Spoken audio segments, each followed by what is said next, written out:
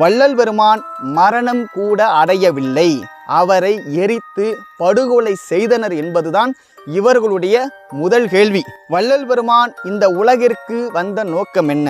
வள்ளல் பெருமானை இந்த உலகிற்கு வர வைத்தது யார்? இதை வள்ளல் பெருமானே பதிவு செய்கிறார். அகத்தே கருத்து புறத்து வெளுத்திருந்த உலகர் அனைவரையும் சகத்தே திருத்தி சன்மார்க்க சங்க தடைவித்திட அவரும் இகத்தே பரத்தை பெற்று மகிழ்ந்திடுதற்கென்றே என இந்த உகத்தே இறைவன் வருவிக்க உற்றேன் அருளை பெற்றேனே என்கிறார். மேலும் இந்த மானிட பிறப்பின் நோக்கத்தை பற்றியும் இந்த மானிட பிறப்பினால் அடையக்கூடிய லாபத்தை பற்றியும் முழுமையாக சொன்னது வள்ளல் பெருமான் ஒருவர் மட்டுமே. பெருமானார் சொல்கிறார், உலகத்தில் மனித பிறப்பை பெற்று கொண்டவர்கள் இந்த பிறப்பினால் அடையத்தக்க ஆன்ம லாபத்தை காலம் உள்ள போதே அறிந்து விரைந்து அடைய வேண்டும் என்றவர். அந்த ஆன்ம லாபம் எதுவென்றால்